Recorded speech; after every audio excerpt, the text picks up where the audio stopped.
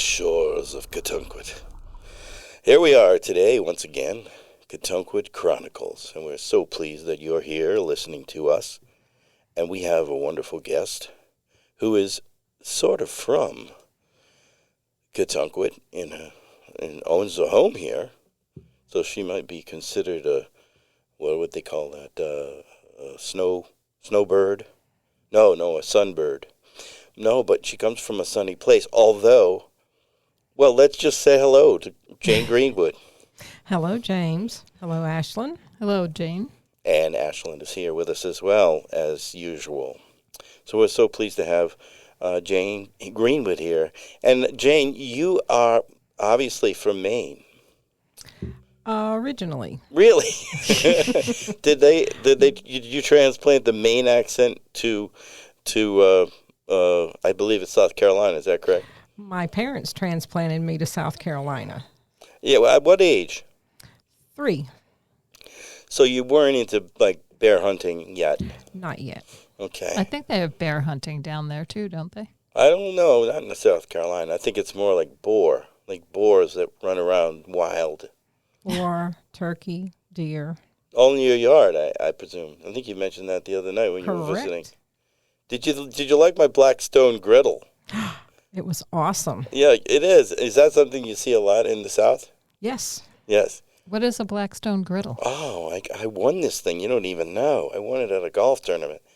And it's a massive griddle. It's about this big and this deep, and it's... That doesn't mean anything to the people listening out there in podcast. I'm sorry. Yeah, that's right. So it's at least 4 feet wide, maybe 5. I don't know.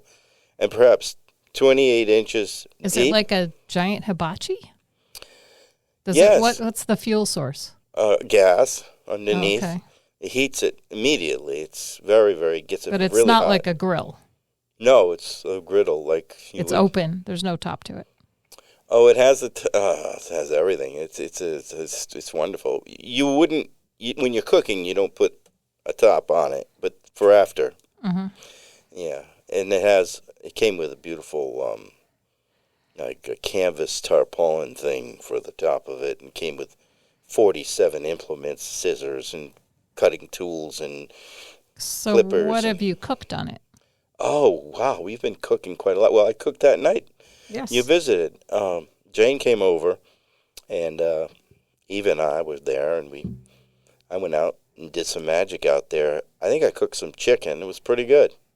And we had a lot of vegetables, and that's really good because it gets really hot. You sear them up, so it's kind of fun.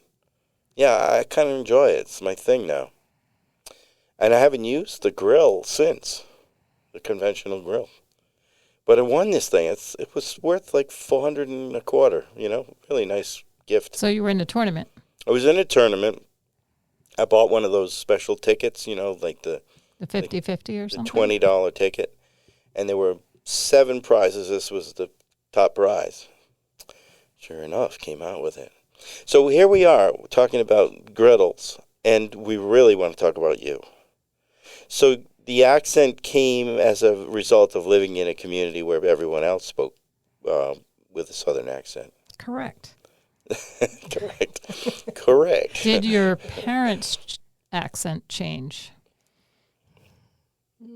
Mom was from South Carolina, Dad from Maine, so theirs never changed at all. So Dad always still sounded like he was from Maine. Correct. Wow, isn't that interesting? Because so you're down there he's down there in South Carolina, and he's saying things like, yep, and Wicked good. yeah, wicked good, and wow. So can you speak Maine if you need to? If I had to. I could understand it, maybe more than I could speak it. Would you say, that summer we was working down at Jeb Magruder's farm? Something like that? Sure. Yeah, you surely could say that. So you have connections to Katunkwit, Correct. and you tragically lost your husband, Dennis, Correct. recently. So that's affected your life immeasurably, I'm sure. Correct. And tragically, your mother as well, recently. So those are two things that have made big impact on you. They kind of drove you north. Yes. You're up here, and expand on that. Yeah, tell us more about your experience here since you've been back up. Well, first of all, tell us about the drive up. The drive up was uneventful except for a deer deciding to kamikaze the side of my vehicle. Yeah. What was the extent of that damage? Did it leak? Did you go off the road or anything? No. No. The deer did, though. The deer did. Yeah. The deer definitely met his maker that day. Oh, my goodness. Yes. Now, Not pretty. There are a lot of deer around. Yes.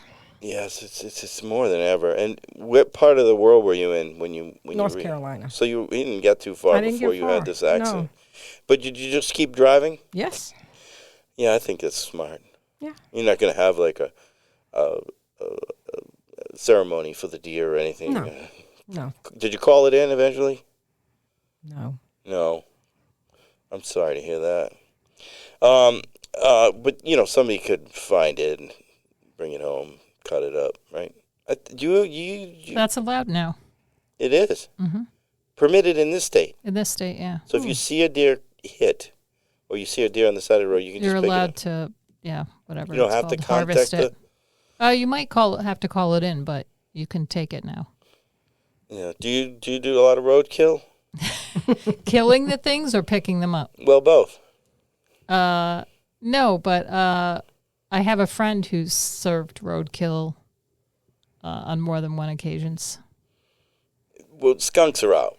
That's not a good one. I don't think he's ever done skunk. He would make an interesting podcast guest if he's in town. Oh, wow. And back when I was in college, we had sort of this informal thing called the Interstate Carcass Patrol. And we basically were cataloging the things that we... Oh, looking in dumpsters for dead bodies? Just on the highways. For dead bodies. Dead, where did you go to school? I've forgotten. I went to school in Worcester. Oh, Worcester, Massachusetts. Mm-hmm. Yeah, well, there's a few dead bodies. Yeah, it could be, for sure. They were operating up there. So that's fun. Did you... Not fun. Not that part. No. It was scary, right? So scary. But, okay, when did you move to Katunquit or start I'm in the process. wintering here or summering here? 3 weeks ago. I'm in the process of making that transition. But you've owned a home here for a long time. Yes. So it was... How long had Dennis owned a home here? Since the early 80s. Oh, okay. Yeah. So was Dennis a native? Yes. More elaborate on that, though, because, that's not enough. He wasn't from Katunquit. No. He was from North Providence or Correct. He's a native Rhode Islander, He's not a native Rhode Islander. Katunquiter. Right. Okay, he's a Katunquiter. All right, so his love of Katunquit was pretty evident. I loved him because he brought all the best foods with him. He was Italian as well. And we spent a lot of Christmases and stuff together. You guys were great about inviting me to all those events, and I'd come in and he would come on over here, and he'd get the soupy out, and he'd have a cigar for me. It was all the nice stuff that the Italians appreciate. It was fun. It was a real, Gavone moment between us. It was fun. Yes. I appreciated that. So your formative years are in the South, in Clinton. Is that correct? Correct. You can't really get off of that correct. You got to elaborate on it more than that. It's just, that's the audience is going to say, she just can say correct. Well, so if we look at Clinton, what would it compare? Did it compare to Katunquit? Is it similar? It's not so similar. No. Is it near the water? No. So that's number one where it's not similar. Well, tell me more about Clinton. Now, what's the town like? It was based on the textile industry, so that was the big, employer. So they did textiles without water, up here. It's all water driven, right? Yeah, it was not water driven. It wasn't at all. No, not even river. No. So it was all they used electricity and yes. and generated that yes. electricity and then yes. work from there. Correct. So it was later in the Industrial Revolution that they got started. Absolutely. So do you have any relatives that served in the Civil War? You tell me about that, right? Like there was you were in the South, right? Yes. So I have them You had them from both sides. I had them on both sides. Cool. So yeah. Did they fight against each other? You know, perhaps? In the fact that there's such a small world, most likely. Wow. Now, in this little industrial town, did you have a role there that you took on that you want to talk about? Not with the town. I was with the estate agency. State agency. Yes. So that was And my career. You're in the numbers business, right? Correct. Yeah, you're crunching the numbers. There's that correct again. Are you an actuary? No. This is. Are you a business manager? Yes. This is Second guess. This is not a. By the way, this is not a. This is an interview, and it's a really loose interview. Yes. It is not I think, an inquisition. correct. Right. Even though there's a spotlight above me. Correct. That's right. So you intend to live here full time? I intend to. Well, welcome. Will That's this the goal. be your first winter here? No, Okay, so you know what you're getting yourself into. I do. In fact, Now, one winter I was here, I ran out of gas on the Newport Bridge. Nice. At the top. Almost. And did somebody come to rescue you? Someone stopped and said, I will drop you at the toll booth. So there was a trust factor of, well, I can jump out at the toll booth. He's going to have to slow down. Oh, but he should have been worried about you. True. But neither or one her. of us knew who to worry about. That's right. And then you learn real quick, don't leave the vehicle because they call the Coast Guard. Oh, because you Because could've now you have an jumped. empty vehicle on the bridge. Yes. Wow. So what did Dennis say when you got home after that one? Why didn't you call me? The highway, we did. He had to come get me and bring gas to put in the car. And the highway patrolman blamed him for not keeping gas in my car in the wintertime. Oh, wow. That's a bit sexist, That's I so have to say. sexist. It's really But of course, you went right along with it because you were like, oh, let him yell at Dennis. This was the late 80s, so there you go. Yeah, everybody was sexist in the late Yes. 80s. I mean, So, John okay, Travolta was even running when around. you had a sort of vacation home here, you chose to winter up here? Actually, we rented the house out full time while life took us to South Carolina. But you also, you came But up we here for the visited. holidays, right? Yeah, we visited quite often. And sometimes that place would be available because I Correct. remember going there for some parties. Yes. Or we Yeah. would rent a place or stay What with family. What part of the island are you residing on? On Swab Street in the shores. Uh-huh. Yeah, so it's so close to the water. Yes. Yeah. Now your retirement is something you're working on, right? Mm-hmm. You have retired, I have retired. and you're going to do some more things with your retirement, including a lot of arts. Eva and Yes. Eva were out working on something at, Yes. at a program the other day down at the Arts Sunday Center, morning. We had a Kentucky fine time. Arts Center. And were you pleased with the instruction? It was good. Absolutely. Yeah. What kind of a class were you taking? It's lino cut Ah, printing. I saw that advertised. Yes. It was lots of fun. What do you do in a lino cut? I don't think anybody in Iowa does that. Because we're talking to everybody in the world. There's people listening in I Germany. think people all over the place do that. So it's like It's a lino lino cut. Probably it's an like ancient. wood carving form. type of Yeah. thing, but you And you cut use something and then you ink it and then you Print it. print it. Yes. Yeah, it sounds like something you get on the I mean, I Cracker guess Jack they didn't box. do that before there was lino. Right. What's a lino? What do you mean lino? Linoleum. Oh, that's where you see. These are the details we need. Yes. I didn't know. I thought it was really like But we didn't cutting use things in a linoleum. line. Yeah. Okay, now I know. Linoleum. Wow, doing just that. Oh, okay. So, let's talk quickly about Ashland's plans. Are we getting anywhere? Well, we'll talk about this later, but I want to talk about, the first of the year, New Year's? December 31st. Oh, I'm really lining up another place with a tasting menu for you, James. I think we're going to... We Wait, might be does Jane hosting. know about your tasting menu problem? I have been informed about. Yeah, I don't like the small stuff, the small options. Oh, that's not good with me. Okay, so we're gonna transition to a new section.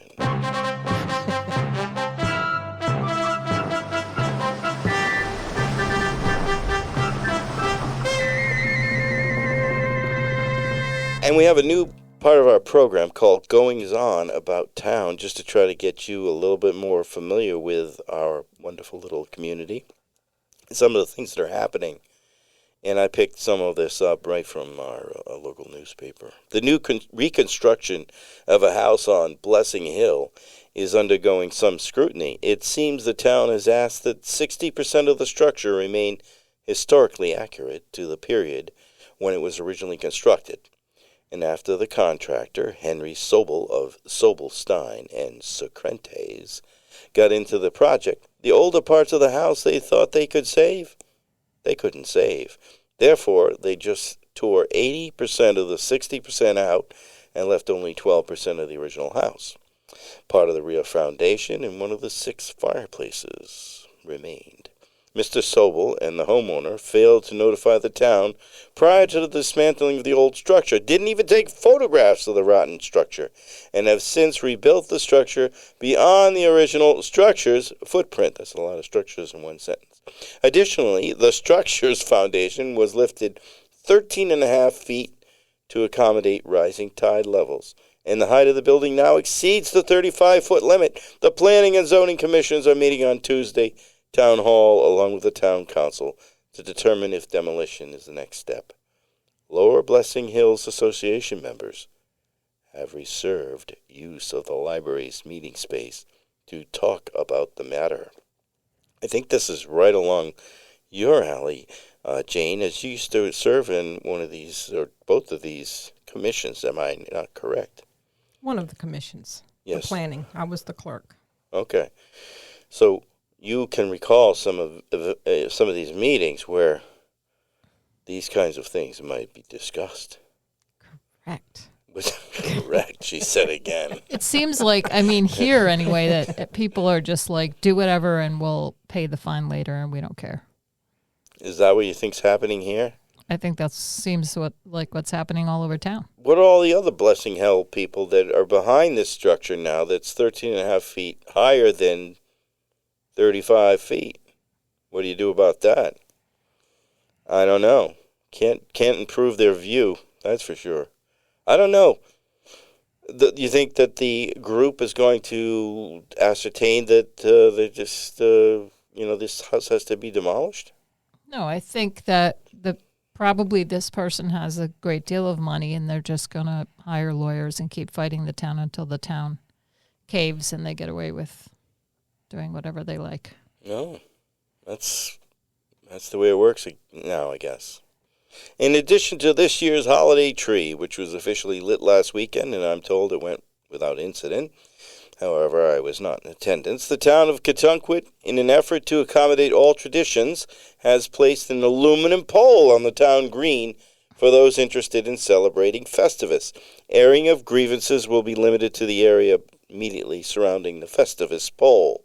Maggie Wainrang, president of the Festivus is for the Rest of Us organization, making this year's request, said, when interviewed by Cat Chronicle personnel, we are serving the marginalized members of our society they want to celebrate in a different way this year and into the future. It's good to get your grievances aired and to engage in physical exertion through the feats of strength elements of the holiday. I beat the hell out of my sister-in-law last year, and truthfully, if you ask both of us if we're better off this year having belted each other to a pulp last year, I think both of us would say, shit, yeah, we are. Wayne Ring, my goodness, she is quite the lass. That's Maggie Wainwright, president of the Festivus is for the Rest of Us, and she's violent in some respects. I think this is cool, though. I like the idea of celebrating all kinds of different I know you like to traditions. air your grievances in public. Well, I often do at your event And you often do here on Catawba Chronicles. Well, I'm mad as hell, and I'm not going to take it anymore.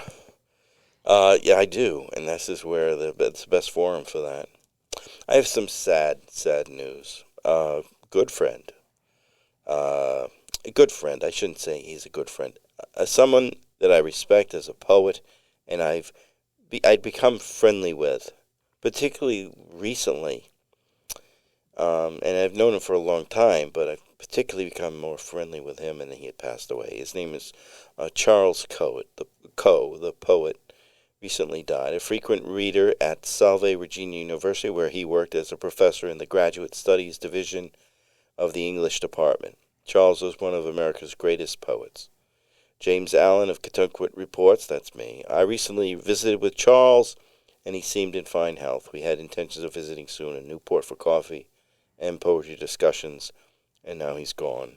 Rest peacefully, Charles. And it is a sad day with the loss of just a great person. He did a lot more than just poetry. Not just poetry, there's a lot to poetry, but he also was a musician and blues singer, and he was able to do so many different elements of the arts. So Was he a Catawbater? he was not. No, he was not. He was originally from the South, and he came up and he's living in Massachusetts.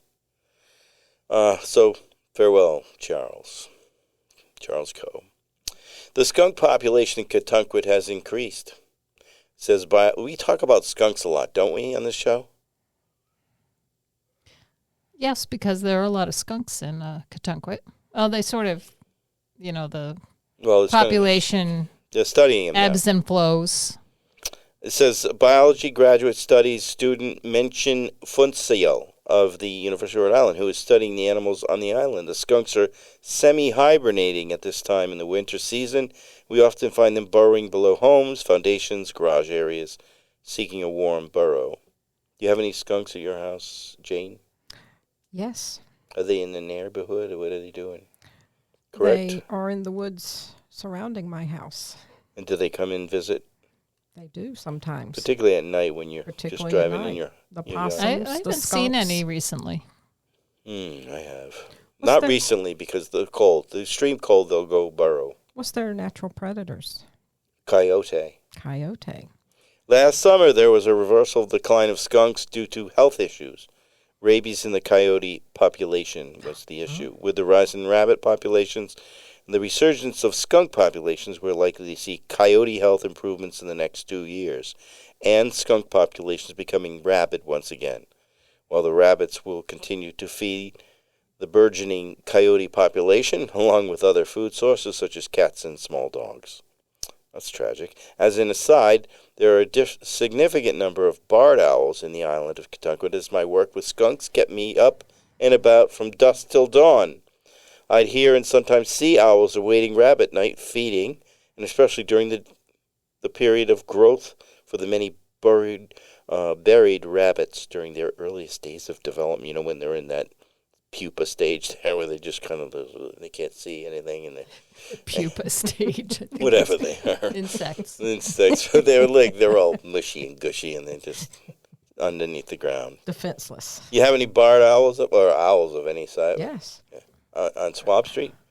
That's good to hear. I think they've made a real comeback. Saw an eagle yesterday. Oh, that's cool. Oh, That was that's very really cool. big. That's excellent. I like hearing that. That's good news. I wanted to say something about that, though. There's a new issue with hunting. I mean, hunting's always had its good and bad effects. Hunters oftentimes kill the animal, but then they have to pick out the shards of lead, so they don't want to eat that, right? And some of the lead is finding its way into the food system, but it's also affecting the animals that eat the animals on the road, for instance. And now we're finding that eagles come into the eagle bird sanctuary. They're coming in for treatment. And they'll fly in as best they Although can. they aren't getting their lead from Katunkwit, since you can't hunt with a shotgun in Katunkwit. Well, you can't. We have a bow season, but we don't have a. Well, there's a whole movement now to go with copper shot, so they're getting away from the lead. I thought it was interesting. I'm just setting it out there. Can I go back to Charles Coe, and can you answer a question for me? I hope to. I know that we're not supposed to research on this show, but I did. I accept this little bit of research about my friend. What is a Cantabrigian? Oh, yes. Because it says here he was a Cantabrigian teacher and poet. It's a way to sing with, like... Can you demonstrate? Tones. No. It's way beyond my ability. But it's like tonal singing. Yeah, I can't do it. That's what he taught that, yeah. He's an interesting dude. Thank you for that short attempt. And you know what a dirigible is or whatever that is? Yeah. You know how that makes kind of a weird, funny sound. It would be a good accompaniment for that type of singing. Mm-hmm. Yeah. At least I heard him do it on two occasions, do this type of singing.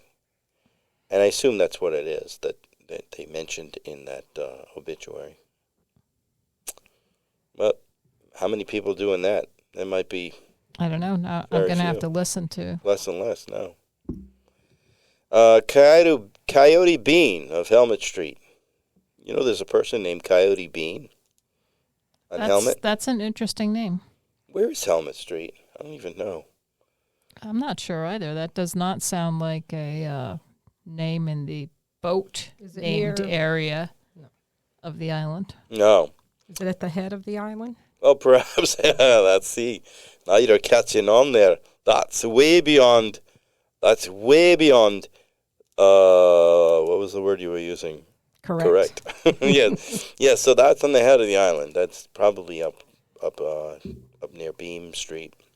Coyote Bean of Helmet Street was awarded the Rhode Island Cross for her involvement in the art of dance and her teaching of dance for 57 years.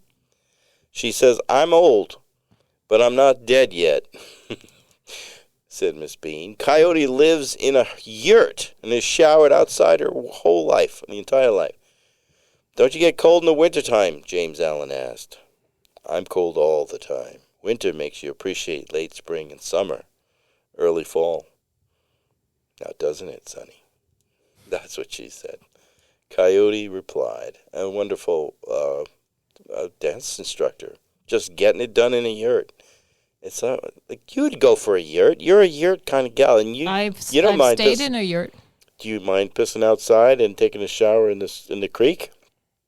The times I've stayed in a yurt, there wasn't any showering, but we did use the outhouse. That's kind of your thing, isn't it? I like that.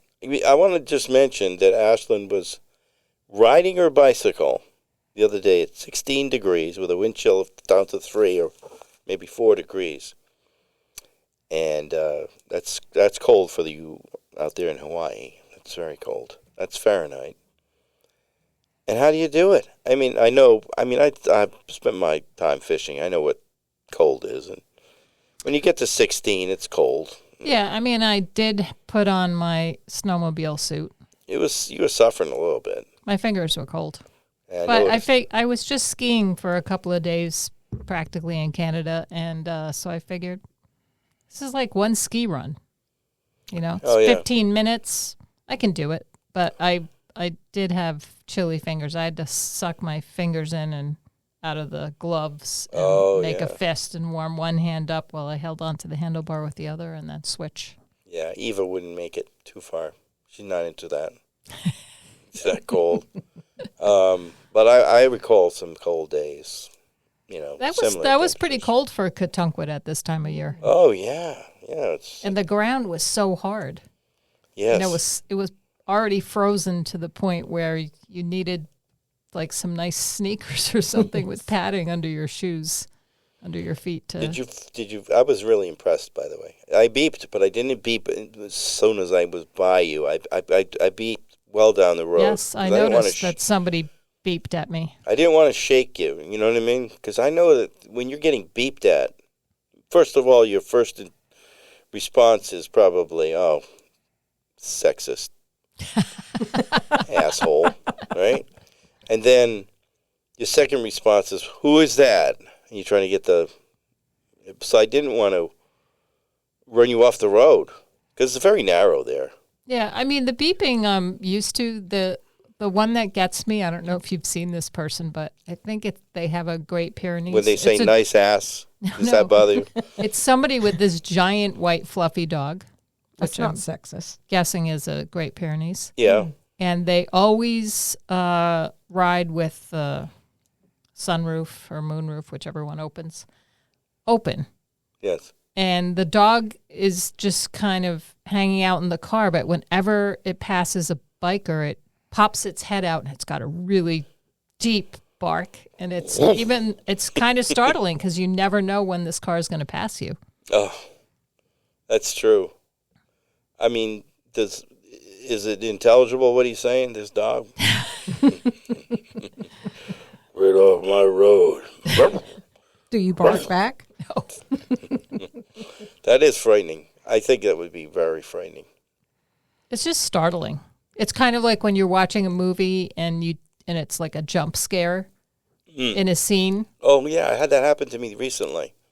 I watched a movie called Shutter Island with Leonardo DiCaprio. You know this movie? I do. And my writing teacher was an extra in that movie. Who's your writing teacher? Oh, God, I can't even remember his name now. I took a class years ago up at Brown, and that was his claim to fame, that he was an extra. Oh. I think he had a broom or a rake right when those guys come onto the island. Oh, I saw some people raking. They were raking stones. Yeah, something like that. Interesting, yeah. Yes. It was actually, in retrospect, illustrative because they were doing nothing. And it was all a fake environment to try to. For those of you who haven't seen the movie. Yes. Oh, yeah. So, yeah. Spoiler alert.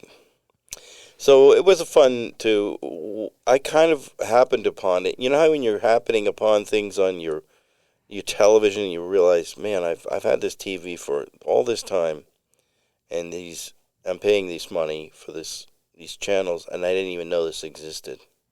And I could have been watching quality movies instead of the Beverly Hillbillies. Nothing wrong with the Beverly Hillbillies, though.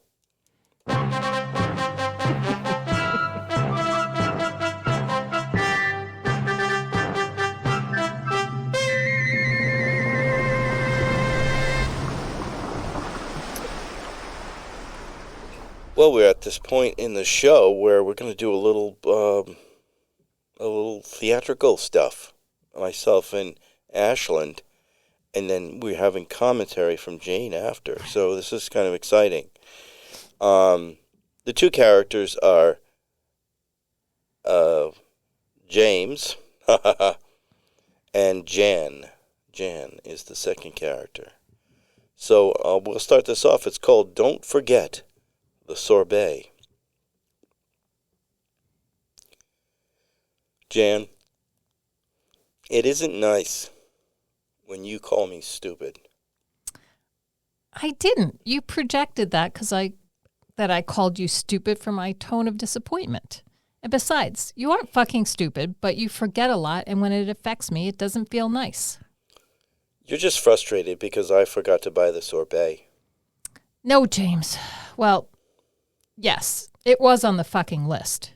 You took the list from me and you went to the store and still no sorbet. I looked at the list. That doesn't get you any points. There's still no sorbet. I even looked at the sorbet.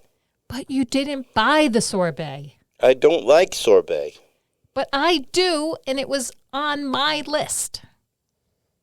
It wasn't a good tasting one. It wasn't the mango sorbet. I don't like mango sorbet. You're the one that likes mango sorbet. Oh. Well, what kind of sorbet do you like? It was your list.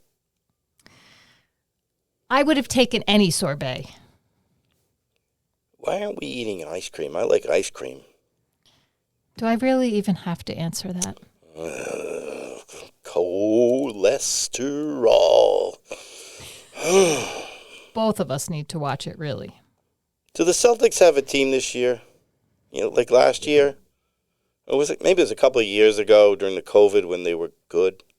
I watched a lot of games during COVID. Is that a question?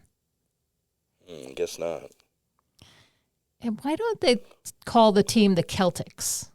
I mean, Celtic and Celtic, they're spelled the same. I don't know. But for the record, COVID isn't over just because Robert Kennedy Jr. has a fear of needles and doesn't like vaccines. I was going to note that about COVID, but I was so happy you weren't saying anything about the fucking sorbet. So I held my tongue. Oh, that's a first. What's a first? Your failure to comment. I don't respect a person in a relationship if she doesn't challenge me. That's the basis of your respect for me?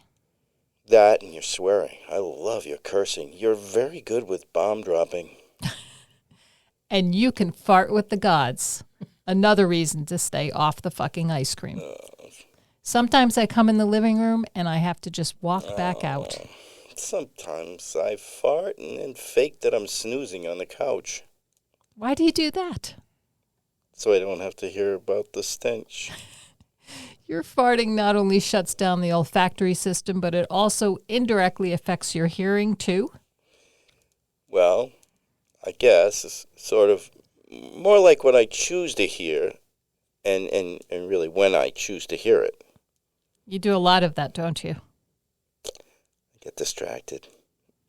It might have been an ice cream truck passing by in the street or the hoot of an owl that lives in a tree behind the house. It could be anything that sends me spiraling. Oh. You dropped that skeet shooting gun club membership, didn't you? I did after... After you shot the wrong target for the third time? Oh, you remember. You came home dejected, almost crying. Of course I remember.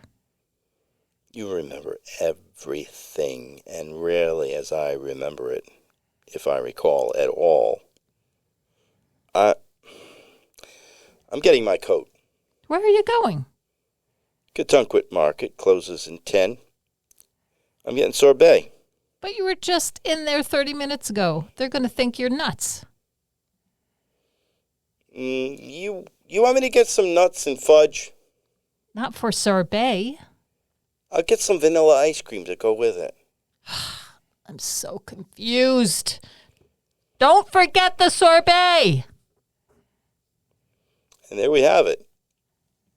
Another production here in Katunquit Chronicles lore. Don't Forget the Sorbet by James Allen and Ashlyn Kamorick. Did you write any of that, Ashlyn? No, I'm only getting a reading credit for that. You're getting reading credit? I'd like you to write one, and then we'll read it. That would be fun. Mm-hmm. When is that coming about? I know you have other responsibilities, but you're going to retire soon, aren't you? You have to get off. You want me to retire so I can write pieces for this podcast? Yeah, that's it. That's the big change in your life. We want you to go in that direction.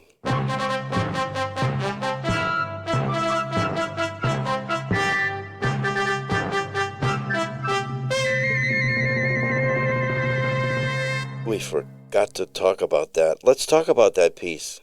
Let's talk as we go through it. What's going on here in this, Jane? So back to the sorbet. Yeah. So we were here talking about communication, correct? Yeah, that was one of the reasons we started today with communication. That's right. So James and Jane are communicating. Yeah. In their own special way. In their own special way. Yeah. And one's not listening. And who would that and be? It happens to be the husband. Yeah. You think this happens more often than not? Absolutely. Yeah. And the farting is just, it's just part Well, of if there's no dog around, you have nothing to blame it on. There's no dog, no blame. If a if a man farts on the couch, what's Alone, does anyone smell does it? anyone smell it? That's right. You fill it in. That's great. It's just like the tree one, right? Yes. And yeah, so I mean, there's nothing too heavy duty going on here, No. but it's a little slice of life for sure. Did you find any of it funny? Absolutely. The whole thing is funny. Yeah. I thought it was funny when he said, you want me to get some nuts and fudge? And she says, not for sorbet. And he says, I'll get some vanilla ice cream to go with it. So it's that old joke of the unexpected, the irony. And anytime you go shopping at the market, if you don't know the list, you always get toilet paper. Oh, yeah. Yeah. Oh, yeah. You true. do? Yeah. You never want to be out without that. What if that was on the list and I forgot? Oh, there's probably, I have to have a detailed list, and the list has to actually be operational. So, My list is always operational. yeah, I like that because, and I have to cross everything out, or I'm going back looking through the list 57 times if it's not crossed out. So that I actually walked into the market the other day and I asked for a pen, and they said, "Oh yeah, all the guys need a pen." I actually find that if I write out the list reasonably close to when I go to the store and I forget the list, that's okay. I can get usually 99% of the things off the list. It's not acceptable to get 99%. Sometimes it's 100%. What if you forget the sorbet? I don't know. Then I'll have to go to the local market because I don't normally shop at the Katunquit market. No, nor do I. But I do go in there for incidentals on occasion. Right. And then when I'm feeling really like I've got a few bucks in my pocket, I'll buy something. There's consequence there. All right, I'm going to finish this up.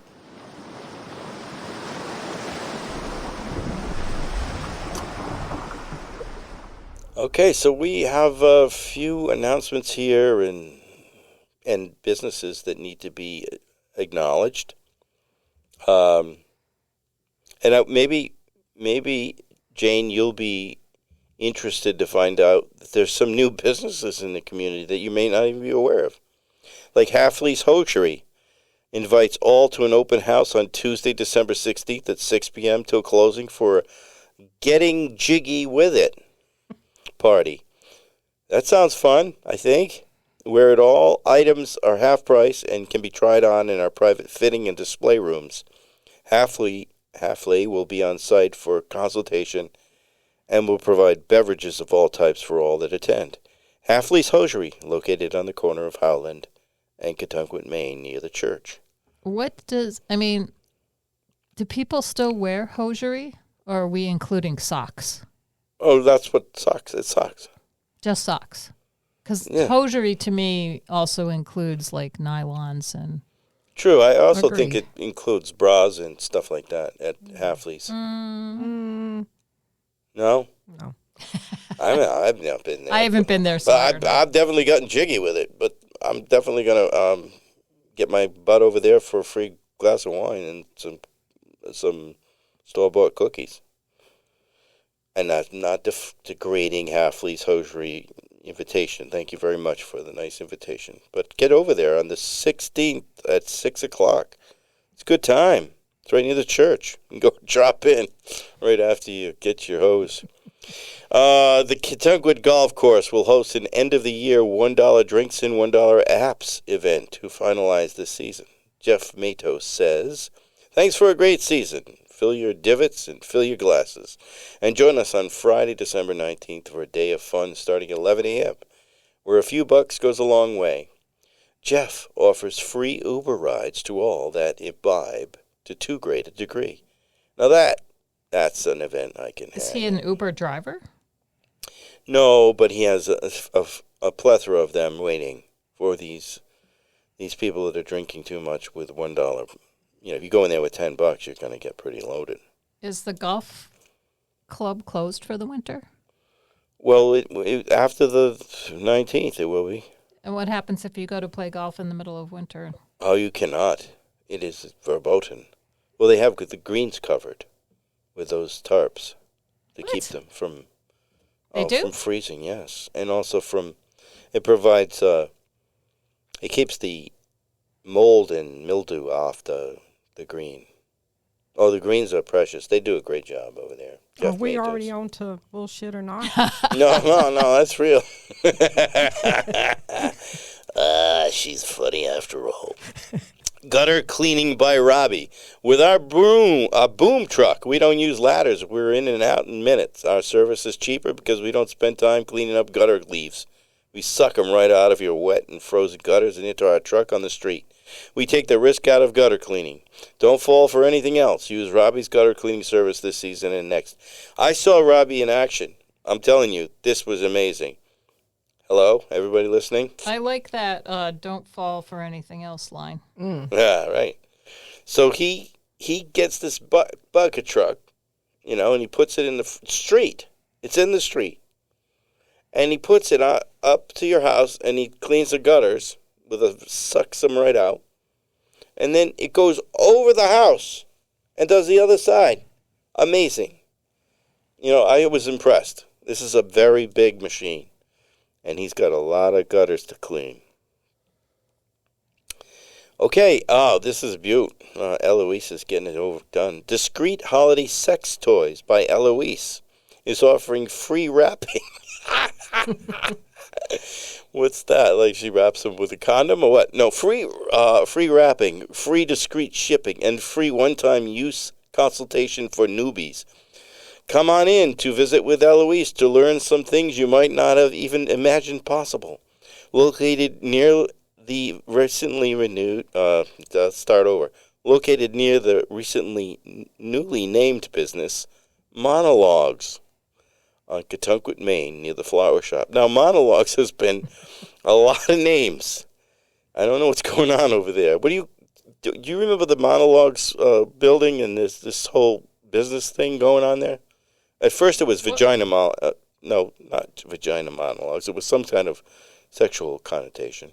Yeah, that I don't know. Nothing lasts there very long. No, but now we have Eloise doing the discreet holiday sex toys. I think Eloise may be run out of town. Oh yeah, like those other folks that you talked about one time. The Swedish people? Yes, we had a visitor that talked about the Swedes. They were running a business of making adult films down near your house in Swab Street. No. Yeah, right in that area. No. Oh yeah, I'm not talking bullshit now. Okay.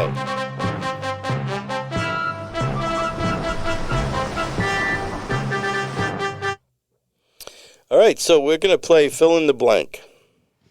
All right, so you got one answer. It's right off the top of your head.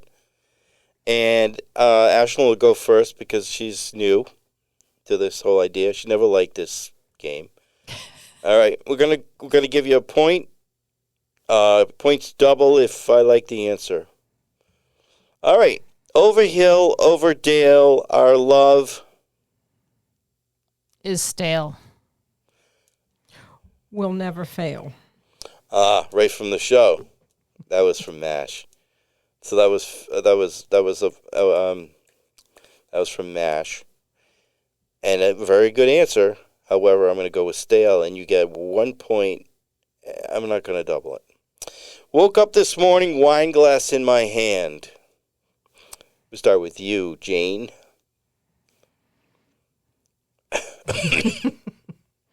Speechless. Speechless, she says. That's not going to get you any points. What do you have? Woke up this morning, wine glass in my hand. I got nothing. Boone's Farm, what wine? Where the hell did I dine? It's a lyric. Wait, we're supposed to. Yeah, I thought these were like one word. Random. Well, I was going for one word there. Woke up this morning, wine glass in my hand.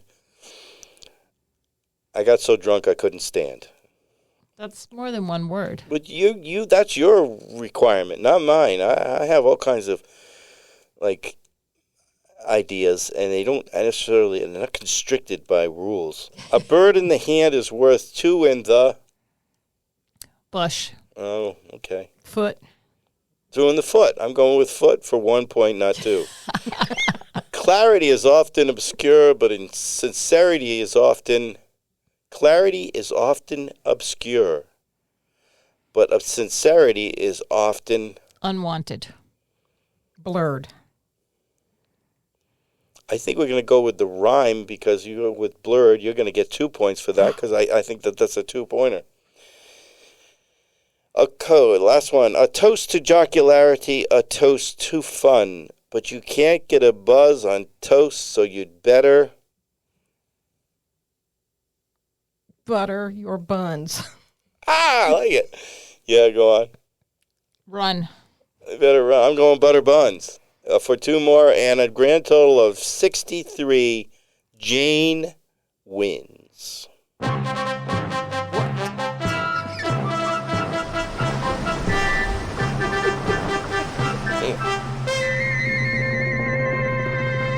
Oh, we're there at that time of the show, Well, and we go with the bullshit or not. And I'm going to ask Jane to start us off for the first one. And she has a story that she's going to express. So, It starts with so. the space shuttle's booster rockets width are based on the width of 2 horses' hind ends, not hindquarters, hind ends. So the Is that ratio of... The width of a space shuttle's booster rockets is based on the width of 2 horses' hind ends. Bullshit or not? The width of 2 horses' hind ends. What do you have? It's so strange, I'm going to say it's true. I would imagine that's true. Correct. Got to go further with that, though. Like, what's the reasoning? So, back in Roman times, the width of a chariot was based on the width of 2 horses' hind ends. The chariot's wheels created ruts, which then dictated the width of the rail system in those times. Our system is based on the British system. Thus, when the booster rockets for the space shuttle was built, They had to fit on the rails. it had to fit on the rails. So in today's engineering was based on 2,000 years ago. Ruts. That is truly an interesting bullshit or not That's like a the good bogus one. ones That's that a very I come good up one. with. I mean, we do say horsepower, so it's not. Yeah, Yeah, that's right. We do say that. we do say that. Dr. Gamark, what is your bullshit or I not? don't have a bullshit or not. At the time the crossword was little more than a decade old, and it had only appeared in newspapers, namely the New York World, where the puzzle, initially known as word cross, until a typesetting error, was first printed in 1913, crossword. And is it bullshit or is it not? I'm going to go with that's true. I would agree with Ashlyn. I'm going to say that is absolutely true and not bullshit. It seems totally plausible that. Yeah. Well, was it a result? Was it first introduced as a result of an open space in the newspaper that needed to be filled because they didn't have advertising that week? Oh, so you're asking a different question about crosswords. It could be, but it could also have been that they were just trying to attract a different sort of customer to purchasing the paper. I would agree. With who? Me or? With Ashlyn, Okay. sorry.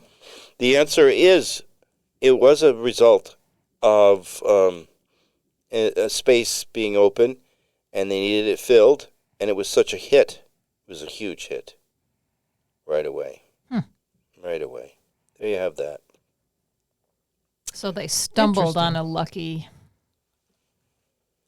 Correct. addition to the paper. All right, so this is a lengthy one, so you have to really pay attention. You can't be doing too much drawing. I visited the Veterans Home in Bristol on Thursday of last week. You know the Veterans Home in Bristol? Maybe you don't. I don't.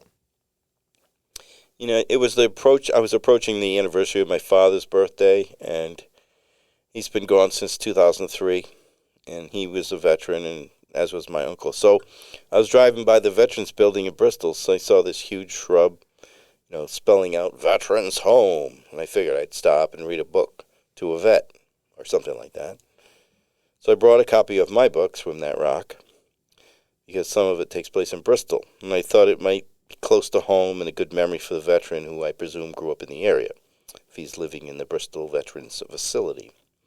So after explaining myself ad nauseum at the front desk and intending finding myself and my own relatives and my intentions, well, they finally set me up with a 99-year-old veteran of the Second World War. Perfect, right? Peter Reposita. He was in a wheelchair. Quite sharp, though. Definitely likely to reach 100, given his just general appearance and his vigor. "What's your name, sonny?" he said aloud in an accusatory manner, quite gruffly. "James Allen," I replied. "What do you want?" he asked. "I don't know," I replied. "I'm 99 years old, fella. I don't have time for you, not knowing. Get an idea and go with it. What are you carrying in your hand there, anyway?" he asked, while pointing at the book of fiction that I co-authored with a friend. "I co-wrote this book," I said, holding the book as if I were a Bible thumper. "I used to read a lot. Read all the books in that library of ours, but I can't see enough with the cataracts and all. They can't operate because I'm on blood thinners. Eye surgery doesn't usually involve bleeding. I think it's because the government doesn't want to spend money." I laughed uncomfortably. "You think that's funny?" he stated bluntly. "No, sir, I don't. It's the government's part, the government part, conspiring to keep you blind. It's irony." "I can barely hear you. Speak up, James Allen. Would you please?" he said while adjusting his shoulders and neck in the most dignified manner. "They send in people to read to me, mostly young women, some high school-age girls that have to do community service. They drive a car without a license, they get caught with alcohol. Not the hardened criminal types. I find it hard to capture the attention of a 17-year-old girl with a cell phone stuck to the palm of her hand and her head down the entire time. You know what I mean?" he said. "I know. I had 2 girls. Well, they're women now." "How much do you weigh?" he asked suddenly. "What? How much do you weigh?" he asked again. 210, I answered. "Do you think it's best that we start this relationship off with a lie?" he questioned. 224, I restated. "Are you sure?" he asked. "How much do you weigh?" I retorted. "I don't know." "Which is true?" "Is your last name Allen? With an E?" he asked. "And an A. Allen. Allen. I spell it out for him. Excuse me. I'm coughing a little bit now. I'm almost 100. I had a roommate 4 years back, young guy in his late 90s. He's a year younger than me, always looking out the window. Same name, James Allen. Coincidence, I guess. He fought in the European theater of operations, like me. Lots of big battles. Didn't say much about it, though. But when we'd sneak a drink after dinner, he would open up, and it all came flooding out. My father's name is exactly the same as mine, James Augustus Allen. They never bothered to call me Junior on my birth certificate. I'm still getting hung up about it all the time, about that in the licensing bureau and the DMV. Did you say your middle name is Augustus? You mean like Caesar, right? He paused. His name was James Augustus Allen, with an E. You're joking, I said while shaking my head. What a coincidence that is. He looked a lot like you, except that he had all his hair and not gray either, black hair. And he didn't dye it either. My dad's hair never fell out. It stayed black until the end. Me, I started losing it when I was 25, I expressed. I think it was your daddy who lived here. No, Mr. Reposita. My father died at home on February 26th at 7 p.m. in 2003. I was there. I saw him take his last breath. And he wasn't here long, maybe a month, just looking out the window. And then he died like all of them die. Someday I'll be the roommate that dies on someone else. He wiped a tear from his eye, and I offered him a Kleenex. Thank you. It isn't easy outliving all of your family members and all of your friends. That's me. Just Peter Reposita left, and some great-grandchildren that never visit. Tell me more about this man with my father's name living here for a month. Where did he live before he came here to the veterans home, I asked. You mean like the life stuff? I'm getting tired. Can you get me some Jello? He asked. I'll get you some Jello, but Warren mostly. It was a thing seeing I'm from Bristol, and we played football against one another in high school. Basketball too. No baseball though. He was a team manager. Can you believe it? Guy played semi-pro football after the war and was the manager of the baseball team in high school.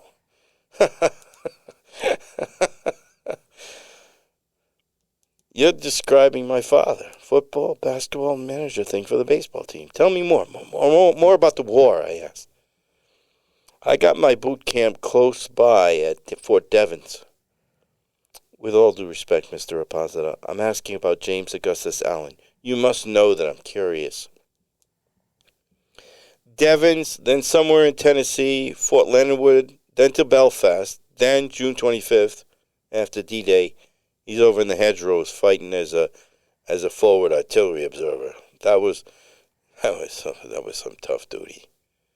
I had it made, was on the baseball team and toured around at the time playing games. I played against Ted Williams and his fighter squadron baseball team.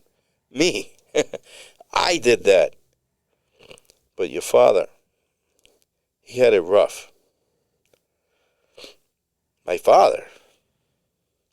It sounds like my father, and everything lines up, but they briefed you about me and my life before I came in, right? I asked. Yeah.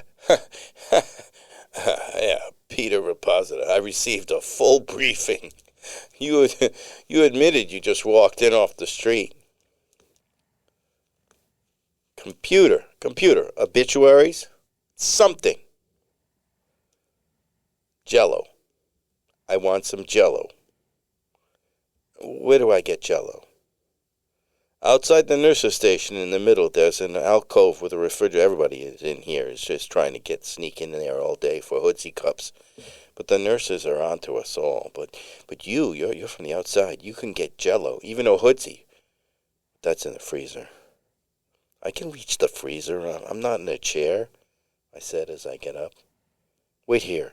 I'll be back in a minute. I'm not going anywhere. I'm not going anywhere at all. I return with 3 Jello cups and a hoodsie for myself. Hand him 3 Jellos and dip into the hoodsie with a spoon. The old man's hands shake as he tries to lift the shaking Jello to his mouth and spill some on his lap. He leaves it there, in the middle of his lap, atop the napkin. Do you need help? I ask. No. I save 'em up and I finish the spilled bits. Dessert after my dessert. Do you remember anything else about this roommate of yours with my name?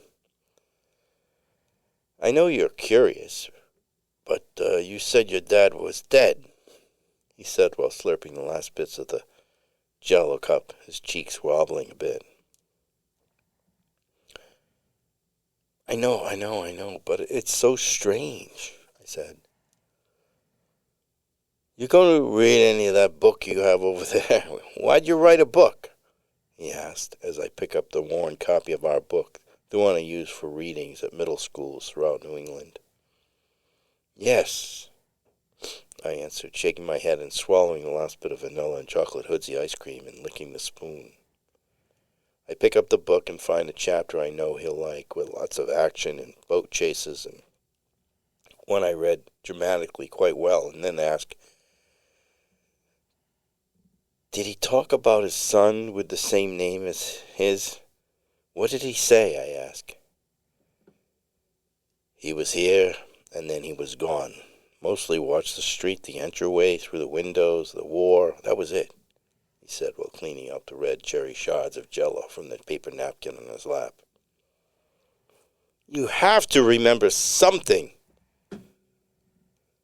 I'm lucky if I can take a piss in the toilet and on the plastic underpants, Sonny. Now, come on. Read the book. I read 6 chapters per visit for 7 visits and successfully stole Jello and hoodsies each time during our visits, and each time I visited Peter Raposa at the Veterans Home, I tried to pry details of his roommate, James Augustus Allen, and I never got anywhere attempting to prompt his memory of his roommate. It was as if he never existed. Next week, December 15th, is Peter's 100th birthday. It'd be my dad's 100th birthday, too. This very same day. I'm bringing the treats. Is it BS or is it not? Which part are you saying the entire thing happened? Is it BS or not? Correct. It's BS. I would concur with Ashlyn. There's a lot of detail, which usually leads to BS. It's BS, but it's a pretty good story. Absolutely. Could see you going to the Veterans Home. Yeah, walk in. You got thrown out immediately. But you would try. Yeah. Oh, you have to make arrangements for that kind of thing, don't you? Correct. Well, let's come to that point of the show. Correct.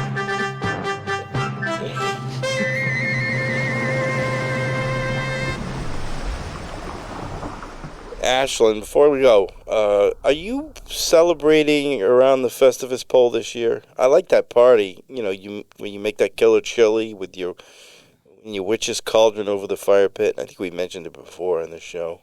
But I always yell, I'm mad as hell and I'm not going to take it anymore.